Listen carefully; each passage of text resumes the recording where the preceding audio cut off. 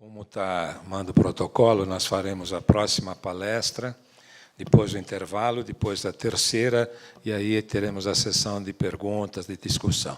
Então, eu convidaria agora a doutora Adriana Bondrini, onde está a Adriana, Conselho de Informações sobre Biotecnologia, que vai falar sobre a produção constante de alimentos, impacto na sociedade e no meio ambiente. Adriana, obrigado por estar aqui. Boa tarde, pessoal. Eu queria, primeiramente, agradecer ao convite do Ilse por essa oportunidade de estar aqui, trazendo um tema que acredito que muitos de vocês conheçam, não é? Porque ele é um tema que aborda, para alguns de vocês que trabalham na área mais de produção de alimentos, agrícola, a gente vai passar por alguns conceitos aqui, por algumas estratégias que são muito conhecidas, mas como eu reuni algumas informações nesse único pacote, eu vou ser um pouco repetitiva para aqueles que já conhecem o tema. Bom, quando nós falamos em produção constante de alimentos, nós temos uma questão que nos chama bastante atenção, que são, na realidade, os grandes desafios da produção agrícola, os desafios de atender uma população crescente, respeitando as questões de meio ambiente, não é, produzindo com sustentabilidade, e, ao mesmo tempo, lidando hoje com um consumidor muito mais informado, muito mais exigente do que nós já tivemos no passado. Então, hoje, produzir com segurança, a segurança alimentar, ela tem uma abrangência bastante maior do que nós tínhamos no passado. É claro que os alimentos sempre foram produzidos assim, mas hoje o consumidor quer muito mais informações do que ele já quis no passado. Então, esse é realmente um desafio, e diversas são as estratégias que são adotadas aí para que se consiga atingir, não é, atender a essas demandas que são do setor de produção de alimentos. Se nós formos falar em estratégias, nós temos, obviamente, diversas estratégias que são utilizadas na produção de alimentos básicos. Nós vamos ressaltar aqui algumas delas, que têm associações, inclusive eu gosto de chamar a atenção para algumas associações de percepção pública, de como as pessoas entendem a produção do alimento básico. Nós temos, na realidade, de um modo geral, uma percepção de que o alimento que vem da natureza, ele já vem pronto para mim, para que eu possa ingerir, ou a natureza, ela é a grande responsável pela produção de alimentos que nós temos aí, pela fartura de alimentos, pela disponibilidade. Então, há uma percepção do mito do alimento natural. Quando nós sabemos que a situação de produção agrícola ela é muito exigente, ela é bastante exigente, ela impõe uma série de desafios e que a natureza não colabora muito nesse sentido, se nós formos olhar bem. Se nós olharmos aí, nós conhecemos cerca de 300 mil espécies vegetais. Nós conseguimos utilizar cerca de 3 mil espécies para diferentes finalidades. E a parte de cultivo, quando nós nos mencionamos que nós vamos fazer uma produção agrícola, nós ficamos num universo muito mais restrito. Nós trabalhamos aí com um número de cerca de 300 espécies, diante das dificuldades que o cenário agrícola impõe, diante das dificuldades, das questões que são necessárias de adaptação dessas plantas a esse universo de produção agrícola. Então, isso nos distancia bastante do tema a natureza produziu estes alimentos prontos para serem consumidos e ela é a grande responsável pela produção dos alimentos. De fato, não é isso que acontece. Nós sabemos que nós fomos alterando o genoma de plantas por milhares de anos, então aqui aparece uma das estratégias utilizadas nessa produção agrícola. Nós fomos fazendo isso para que nós tivéssemos alimentos, para que nós tivéssemos plantas adaptadas às condições de solo, às condições de patógenos, a todos os desafios que o agro enfrenta, não é, nessa produção de alimentos. Só para ilustrar um exemplo muito clássico, nós temos aqui um milho antigo, o ancestral do milho que nós conhecemos hoje. Ele é chamado de teossinto. Vejam como ele é diferente do milho que nós conhecemos hoje. O teossinto ele tem no fruto um tegumento que não é nada comestível para nenhum humano, para alguns animais, apenas alguns animais conseguem digerir esse alimento. Então, vejam como ele é diferente. O que foi acontecendo com ele ao longo dessa história? Nós precisávamos, no mínimo, de um fruto muito mais robusto, nós precisávamos de uma planta que não ocupasse tanto espaço para a produção agrícola e que ela se adaptasse aos desafios, a todas as questões a que ela é submetida nesse cenário de produção agrícola. Para isso, nós fomos fazendo, lá no início da agricultura, com um homem que começa a cultivar seus alimentos, que não tem nenhum conhecimento de genética, na realidade, o que nós chamamos de domesticação de plantas. Esse processo de domesticação ele é muito antigo, nós conhecemos algumas variedades aí que foram as primeiras a serem domesticadas, com destaque para o trigo, para a questão para a cevada, para a ervilha, para a lentilha. Ela aconteceu em diferentes regiões do planeta e ela é responsável por essas adaptações, ela tem uma grande responsabilidade. Então, nós fomos fazendo esse processo de domesticação, adequando a este ambiente de forma bastante coerente, de certa forma, porque fomos selecionando plantas adaptadas e produzindo frutos maiores. Nós não tínhamos nenhum conhecimento de genética até então, e só lá, quando Mendel começa a fazer suas pesquisas, que nós vamos incorporando aqueles conhecimentos de genes a esse processo que foi bastante empírico, realizado por estes homens, pelos nossos ancestrais, aí, que são iniciadores da agricultura. Hoje nós sabemos que nós podemos utilizar diversas estratégias para esse melhoramento genético de plantas. E essas estratégias incluem o melhoramento convencional, que vem sendo utilizado desde a época que nós começamos a conhecer a genética, não é? A indução de mutações que não estão dirigidas, induzidas por irradiação.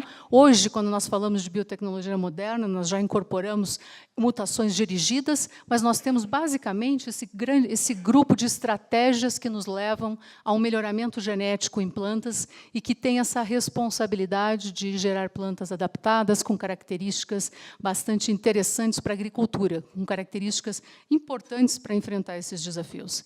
Vejam que a biotecnologia moderna ela aparece como um dos últimos elementos aqui, não é à toa, porque isso tem relação, obviamente, com a nossa história. Se nós saímos aí de Mendel, nós demos um pulo quando nós conhecemos a estrutura de biologia molecular, não é? Lá com a descoberta de estrutura de DNA. Mais tarde, uma outra ferramenta muito importante para a biotecnologia moderna, a descoberta das enzimas de restrição, lá na década de 70, onde com elas nós podemos cortar sequências específicas de DNA, e tem uma aplicação bastante ampla, tanto na área de saúde quanto na área do desenvolvimento de plantas, onde nós podemos utilizar, inclusive, para técnicas de DNA recombinante, que é uma das estratégias utilizadas quando nós falamos de biotecnologia moderna, produção de transgênicos, onde nós isolamos um gene, transferimos este gene para um organismo de interesse e estamos produzindo, então, os produtos que são chamados organismos geneticamente modificados, transgênicos, que nós conhecemos hoje.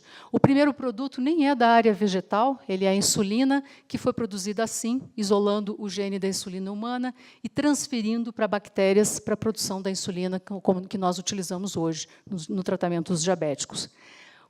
Dessa forma, nós começamos a fazer também no Brasil, não é, produzir organismos geneticamente modificados.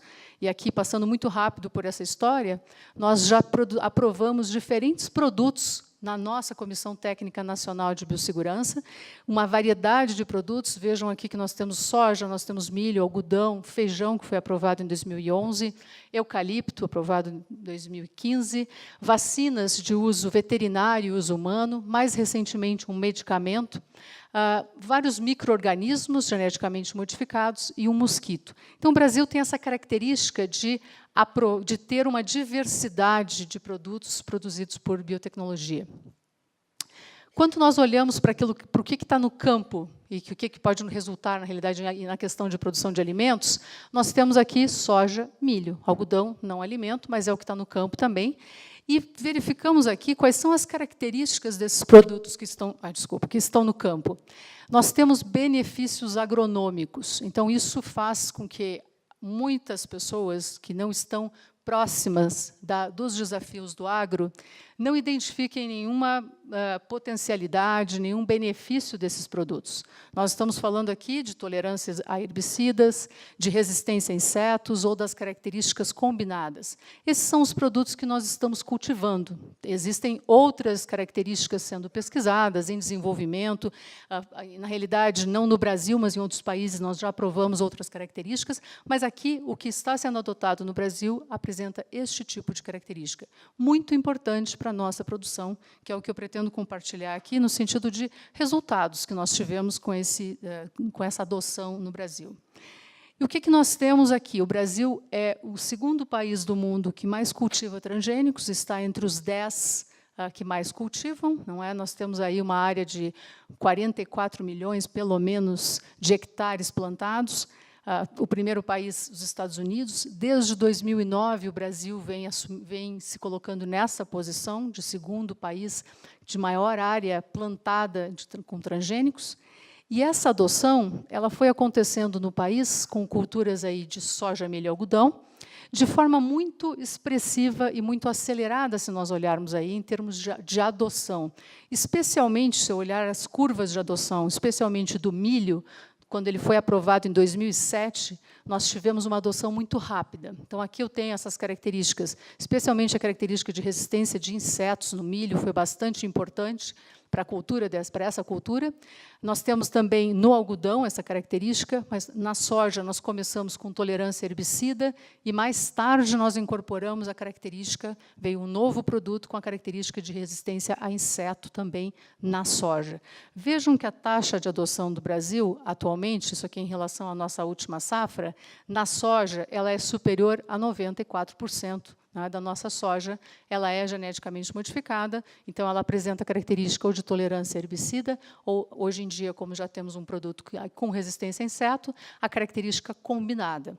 Nós vemos aqui que nós temos mais de 84% de milho com essas características e o algodão um pouco menos, 73%. Do que isso, não é? Por que nós tivemos uma adoção tão massiva e como que isso se relaciona com a nossa produção de alimentos, com a questão de como a sociedade vê esses produtos no mercado? Nós conseguimos desenvolver, ter trabalhos de pesquisa nessa área, resultar em produtos dessa natureza, porque nós temos uma lei de biossegurança, uma lei 11.105, é uma lei que acabou atribuindo uma série de competências a diferentes órgãos, mas que tem uma legitimidade muito grande no sentido de avaliar esses produtos no ponto de vista de biossegurança. Então, nenhum produto ele pode ser desenvolvido, e aí é muito precocemente, nenhuma pesquisa pode ser realizada, sem que haja a participação, o conhecimento e o envolvimento da Comissão Técnica Nacional de Biossegurança. Não podemos trabalhar sem ter uma comissão interna de biossegurança, para trabalhar com biotecnologia no Brasil. Então, é necessário seguir uma série de normas, seguir protocolos, ser submetidos à fiscalização, que é o que nós temos aqui, como a fiscalização do MAPA, do IBAMA e da Anvisa, não é? São órgãos que estão associados à fiscalização e registro desses produtos. Então, nós temos todo um arcabouço legal acompanhando. E cabe à Comissão Técnica Nacional de Biossegurança definir todas as normas, quais são os procedimentos e, além disso, fazer a análise da avaliação de risco de cada produto que é desenvolvido, num processo de avaliação caso a caso. Então, no momento que nós temos aí a introdução de um novo gene num organismo, a importância de se trabalhar com as características, de se entender nessa cultura parental, quais são as características dessa cultura parental, qual é o aspecto desse doador, deste transgene, quais são as suas características, quais são as características deste gene a ser transferido. Então, aqui nós vamos respondendo precocemente vários dos questionamentos que poderiam ser feitos de um produto muito antes dele ser desenvolvido. Características associadas ao seu potencial alergênico, características associadas ao seu potencial negativo em termos de interação gênica, porque a nossa avaliação de risco aqui, ela contempla uma série de exigências que são colocadas aqui nesse pacote. Se nós não tivéssemos até todo esse pacote, nós nem poderíamos comentar com tanta propriedade isso, e para que as pessoas fiquem muito seguras em relação a esse pacote. E eu também chamaria a atenção da característica de que vários destes genes que são colocados são genes muito conhecidos, não é? Então, esse é um processo, aqui, obviamente, muito resumidamente, a questão da avaliação de risco, mas a importância dela nesse sistema e dessa avaliação caso a caso. Isso resultou, no Brasil, uma questão de aprovação após revisão da nossa lei de biossegurança, que foi acontecendo sistematicamente. Chama a atenção que, a partir de 2005, nós passamos a aprovar um número maior de produtos. Esse número maior representa uma série de pedidos que estavam represados em função de uma discussão da nossa lei, que aconteceu de 1995, 1998, e foi até 2004. Então, nós tivemos realmente aí um processo que ficou represado. E por isso, esse número de produtos que passaram a ser aprovados mais tarde. Com uma representação importante aqui de que nós temos uma grande maioria, não é, de aprovações associadas aos vegetais. Mais de 60% deles são plantas que são submetidas, então, os pedidos são submetidos à CTN-Bio. Muito bem, além de todo o processo, de toda a avaliação de risco, acho que é interessante compartilhar aqui, um processo que naturalmente vem acontecendo em relação aos transgênicos, porque ganharam uma visibilidade por ser uma tecnologia inovadora. Existe um acompanhamento feito por grupos independentes que publicam diferentes estudos. Então, além dos estudos que são gerados nessas avaliações de risco, obviamente, várias publicações científicas, são inúmeras publicações, eu só estou destacando aqui três trabalhos, um trabalho da Comunidade Europeia, que avaliou durante 10 anos o impacto do uso na agricultura de transgênicos e de convencionais, fez uma comparação entre eles, isso é do período, então, de 2001 a 2010, e concluiu que não existe diferenças em relação ao impacto ambiental no produto transgênico em relação ao convencional. Em 2014, nós tivemos um trabalho conduzido por uma pesquisadora que focou nos produtos oriundos de animais. Então, ela avalia leite, composição da carne, de animais que foram alimentados com ração transgênica e não transgênica, e concluiu que não há diferenças entre eles. Então, é um trabalho interessante de ser compartilhado. Em 2016, é um trabalho da Academia Norte-Americana de Ciências, que analisou mais de 1.000 estudos relacionados aos transgênicos e publicou, no ano passado, esse relatório, concluindo que não há diferenças em termos de impacto para a saúde humana, de impacto para o meio ambiente, da agricultura convencional ou da agricultura transgênica. Então, eles acabam reafirmando o que nós já sabemos através dos estudos, não é, das avaliações de risco, das aprovações de cada produto, como eu mencionei, que são feitas caso a caso. Mas, se nós falamos em sustentabilidade agrícola, e o que nós vemos aqui, no Brasil, especialmente, aqui é só um exercício, nós não podemos deixar de mencionar que existe um conjunto de fatores contribuindo para esse cenário de sustentabilidade. Aqui nós temos um exemplo que, de 1990 a 91, nós precisávamos de uma área de 250 metros quadrados para produzir um saco de soja. Mais tarde, graças à incorporação dessas tecnologias, então, de biotecnologia, é um dos elementos a ser mencionado, mas não apenas de biotecnologia, é isso que eu gostaria de ressaltar, nós passamos a utilizar uma área menor. Nós estamos utilizando aí uma área bem menor para produzir. E, pelo que nós estamos vendo em termos de pesquisa, em termos do que está sendo de várias das premissas desses trabalhos, nós poderemos, num futuro mais próximo, acabar utilizando uma área muito menor. Então, isso realmente representa um alinhamento em termos de sustentabilidade na agricultura e que nós temos encontrado no Brasil esse tipo de resultado, porque realmente vários dos nossos dados acabam mostrando essa mesma expectativa. E é importante mencionar que, embora esteja falando aqui de biotecnologia, não posso deixar de mencionar a questão do melhoramento genético convencional, porque esse pacote ele anda junto. Nós precisamos sempre do melhoramento genético convencional agregado à biotecnologia, porque não existe como trabalhar sem uma técnica sem a outra, na realidade. Nós precisamos introgredir essa característica, essa tecnologia, precisamos colocar num germoplasma. Então, esse é um produto essencial, e também para aquelas culturas que não estão sendo geneticamente modificadas usando transgenia. Não posso deixar de mencionar também a questão de defensivos agrícolas que nós utilizamos e que estão associados também ao uso dos transgênicos. Eu mencionei ali tolerância herbicida, é uma característica importante, muito importante para os produtores, e ela está associada, principalmente numa situação de Brasil em que nós temos aí cultura agrícola o ano inteiro e que nós temos uma incidência muito maior de pragas, aí eu estou falando aí de inseticidas e fungicidas. Então, esse pacote tecnológico acaba contribuindo para o que nós estamos vendo aí. Claro que qualificação de produtores é extremamente importante, a questão também de um manejo adequado, então são outras tecnologias que estão associadas a esse pacote, e a mecanização contribuíram para esse cenário que nós temos hoje aí.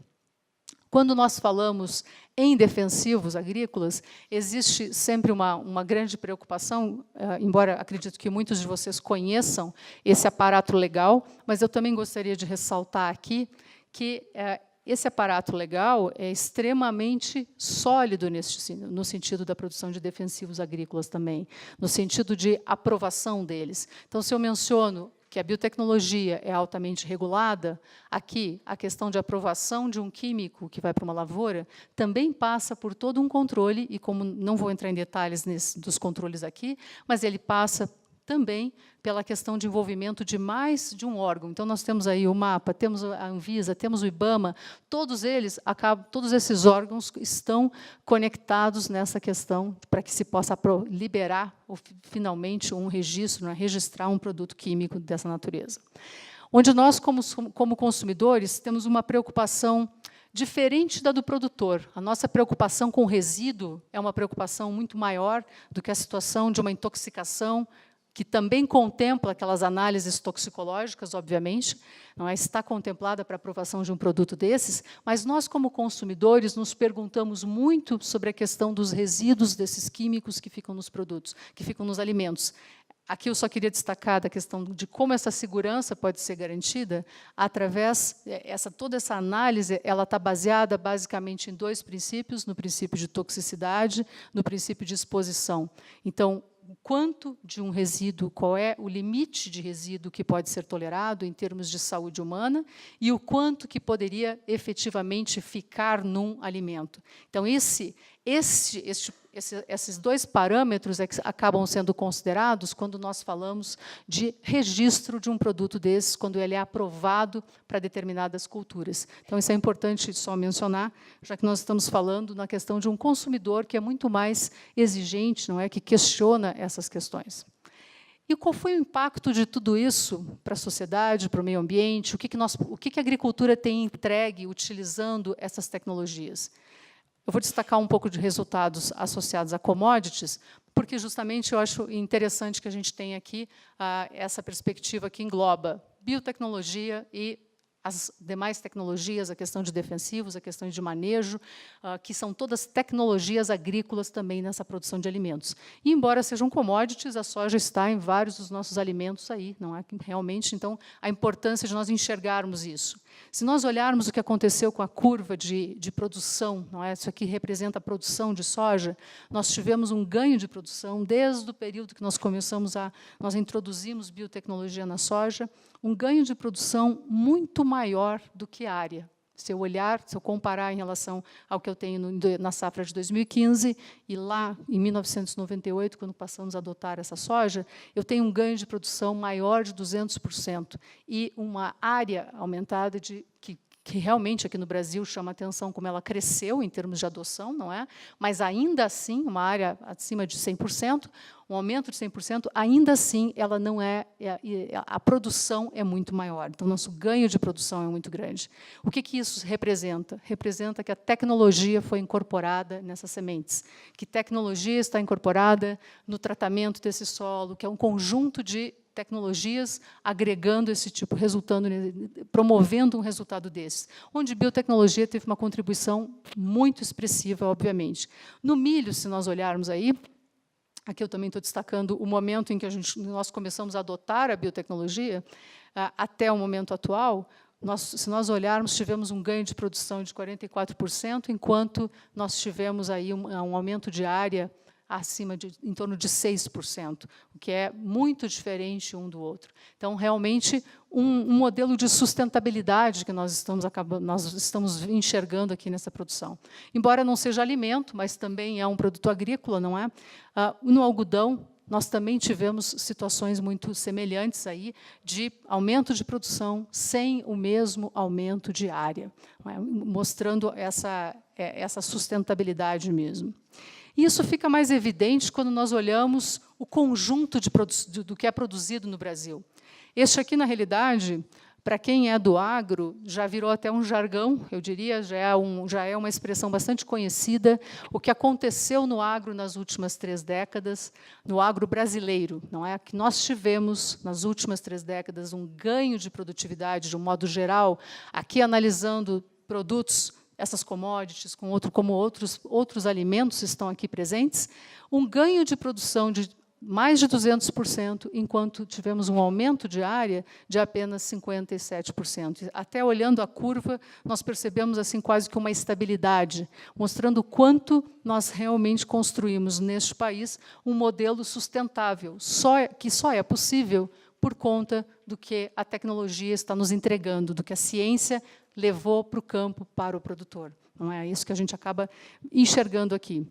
Falando ainda nesses impactos, quando nós olhamos essa área agrícola, e aqui eu acho interessante compartilhar esse dado, porque normalmente o Brasil recebe algumas acusações quando se fala de produção de alimentos e agricultura, de que ele desmata, de que ele ocupa muita área, que está aumentando a área produzida, a área de produção. Se nós olharmos o que nós temos de área para desenvolver a agricultura, que está em torno aí de 330 milhões de hectares, nós utilizamos até o momento, com a agricultura, cerca de 72 milhões de hectares. Então, seria 22% disso. Nós temos aí para a produção, para a questão de pastagem, para a questão de produção, no caso do gado, dos animais, cerca de uma área muito maior, cerca de 172 milhões. E nós temos sobrando, o Brasil é o país que mais tem área sobrando para a agricultura.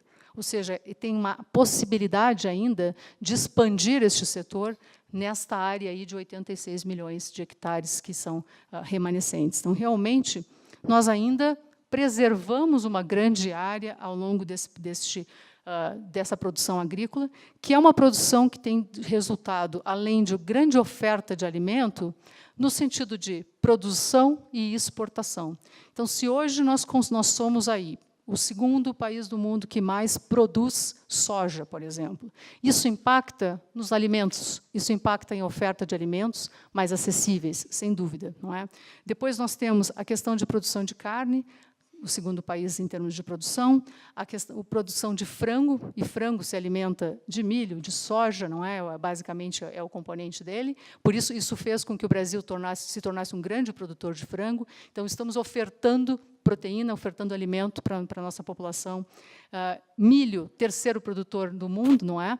E em termos de exportação, vejam o Brasil com ele oscila entre um dos primeiro ou segundo exportador de soja, comparado aos demais países.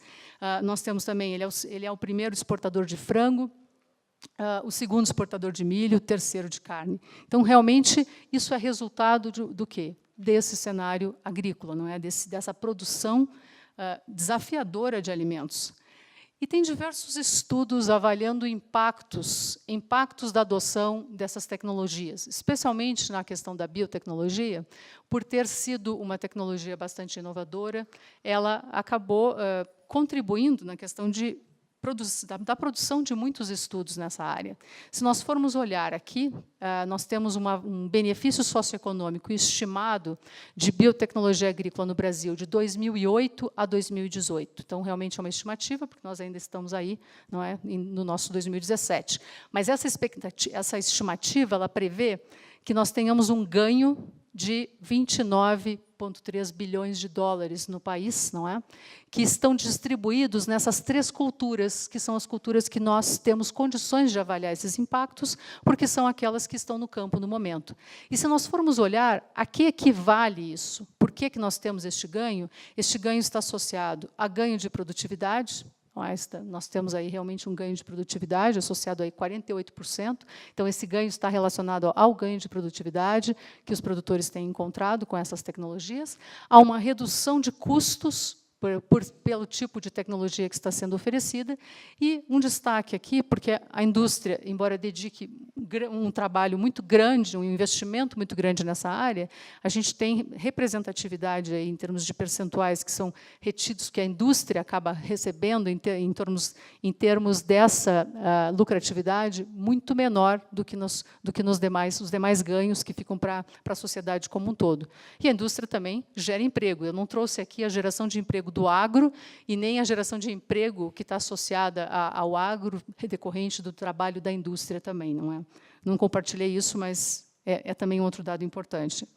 Um outro benefício que está associado aos benefícios ambientais, e esse aqui é um estudo no Brasil, na realidade, no mundo, o anterior, que estava focado em Brasil, nós temos aqui uma situação de avaliação de benefícios ambientais da adoção de biotecnologia, e nós vemos aqui um aumento de produtividade para as lavouras transgênicas resistentes a insetos. No anterior, nós não tínhamos este foco, era tudo que existe de biotecnologia, tolerância herbicida e resistência a inseto. Neste trabalho, existe um foco maior na questão de resistência a insetos. A soja, vejam que aparece só em 2014, a partir de 2014, justamente porque ela entrou mais tarde com essa característica. Antes, nós só tínhamos tolerância herbicida. E, ainda assim, nós tivemos realmente esse ganho de produtividade aí de quase 10%. Na questão do milho e do algodão, esse ganho de produtividade acumulado, e nós estamos falando de mundo aqui.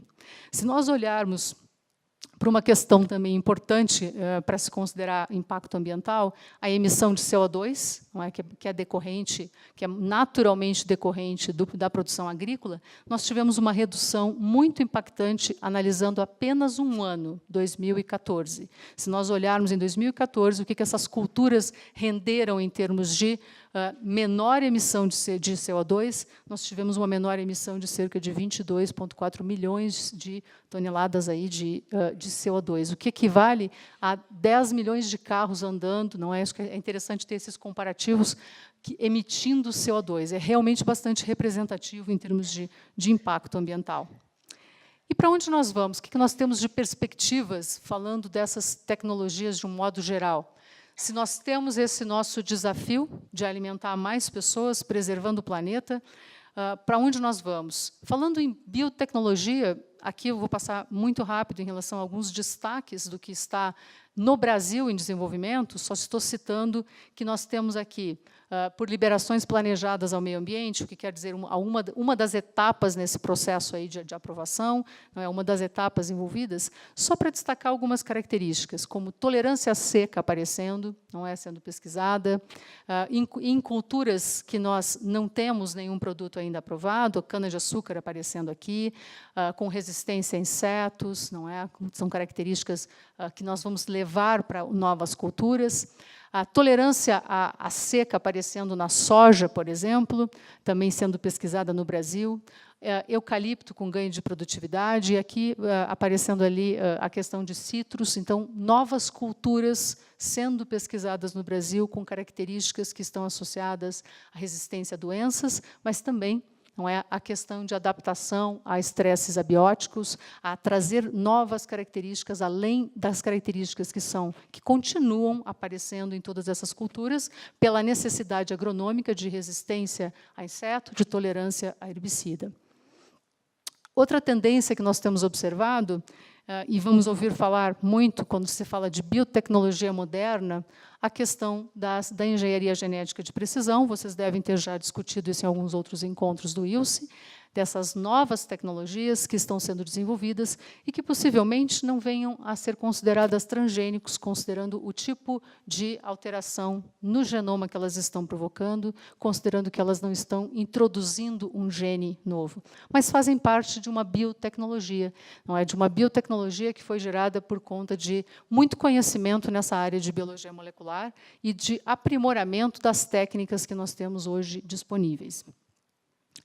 Uma outra tendência que nós temos acompanhado também, e que vai possivelmente impactar a nossa produção de alimentos, dentro dessa tendência de sustentabilidade, é a agricultura digital. Na realidade, nós temos visto aqui uma série de iniciativas, existem já empresas bastante focadas nessa área, inúmeros projetos nessa área, onde nós temos um controle do que está acontecendo no meio agrícola, uma possibilidade de controle muito maior do que nós temos atualmente, não é?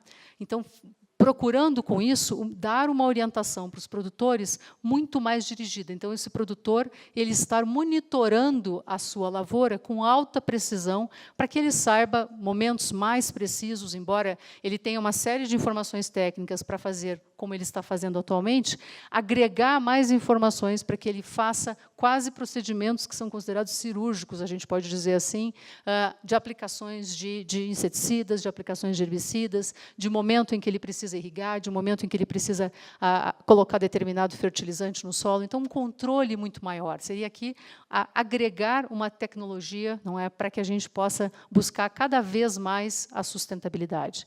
Então, olhando nesse cenário, se eu olho a questão de produção de alimentos no Brasil, que mostra tanta robustez, que mostra tantos desafios ao mesmo tempo, se nós fôssemos olhar aí oportunidades e desafios, eu destaquei alguns que eu considerei aqui bastante relevantes. Então, em termos de oportunidades, o que nós vemos nessa questão? Nós precisamos de tecnologia, nós precisamos de ciência, e essa ciência vem dos centros de inovação, dos centros de pesquisa e inovação. E o Brasil possui. Na realidade, nessa área agrícola, nós temos que nos orgulhar, porque nós temos recursos humanos e temos estruturas, temos instituições que estão aqui presentes. É preciso dar incentivo para elas, obviamente, criar situações, né, criar condições, mas considerando a relevância do agro para o Brasil e o papel que o Brasil ocupa na produção de alimentos, nós temos uma visão bastante otimista nesse sentido, não é, de otimização dos nossos centros de pesquisa.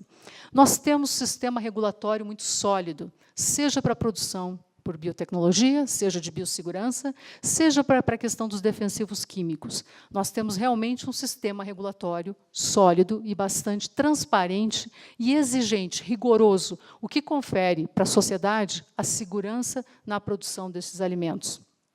Nós somos líderes globais na produção de alimentos, isso não dá para desconsiderar, não é? Então é uma oportunidade. Nós temos ainda disponibilidade de área para cultivo, então coloco como oportunidade. E o impacto social da agricultura, não é? Impacto social e ambiental, tem mostrado resultados muito mais favoráveis do que desfavoráveis. Aqui eu compartilhei com vocês alguns dados que são da biotecnologia em si, mas se nós olharmos naquele panorama de produção geral de alimentos, nós temos realmente um impacto socioeconômico, um impacto ambiental muito favorável, considerando a quantidade de alimentos produzidos por área que nós temos aqui. Nossos desafios, nós precisamos melhorar como brasileiros, não é? E eu diria até como muitos pesquisadores, não é? A questão de pedidos de patentes. Nós temos que ter, vamos dizer, como incorporar como uma tradição brasileira um número maior de pedidos de patentes, porque quando nós somos comparados a outros países, nós ainda estamos aquém, precisamos melhorar nisso, isso é um desafio. A questão de preservação das tecnologias. Como os nossos produtores passaram a adotar massivamente a tecnologia, na realidade, a colher os benefícios delas, nós temos enfrentado dificuldades com perdas de tecnologias. E nós precisamos ter aqui um trabalho mais intenso de entendimento dos produtores, das questões de manejo, de boas práticas agronômicas para a preservação daquelas tecnologias que são desenvolvidas e que se leva tanto tempo para desenvolver, com todo esse rigor de aprovação, que os produtores tenham essa consciência da questão de preservação. Então, aqui é um movimento que envolve produtores, indústria, governo, no sentido de entendimento dessa preservação. Nós precisamos informar mais os nossos consumidores, porque a falta de informação gera corrobora para a criação de mitos que nós temos, para movimentos que são muitas vezes ideológicos. Então, a questão de termos a responsabilidade de falar sobre os modos de produção dos alimentos que nós estamos ofertando, e abrir esses modos e mostrar quanta ciência está neles. Não é? Esse é um desafio para todos nós aqui. E uma questão bastante relacionada aos defensivos, um ganho de eficiência seria benéfico para os produtores, um ganho de eficiência no sentido de agilidade, porque o produtor precisa de diversas tecnologias. Não será uma única ferramenta que vai resolver os seus desafios agrícolas, considerando esse cenário que nós temos de dificuldade agrícola e de produção intensa e constante, o ano inteiro produzindo alimento num país tropical. Então, ele realmente precisa de uma oferta maior. Na área especificamente de biotecnologia, como cada aprovação é feita caso a caso, dentro de cada país, a biotecnologia lida também com um desafio especial, que é o desafio de sincronizar essas aprovações. Nós lidamos, o nosso desafio que existe, não é? É essa sincronia de aprovações de produtos. Então, quando nós aprovamos um produto num país e o país importador ainda não aprovou, nós criamos aí uma dificuldade para o produtor, uma dificuldade para a economia, uma dificuldade para a sociedade como um todo. Então, é um trabalho que a biotecnologia acompanha, monitora e procura resolver, sem dúvida. Então, eu queria agradecer, espero que eu tenha contribuído com essa discussão.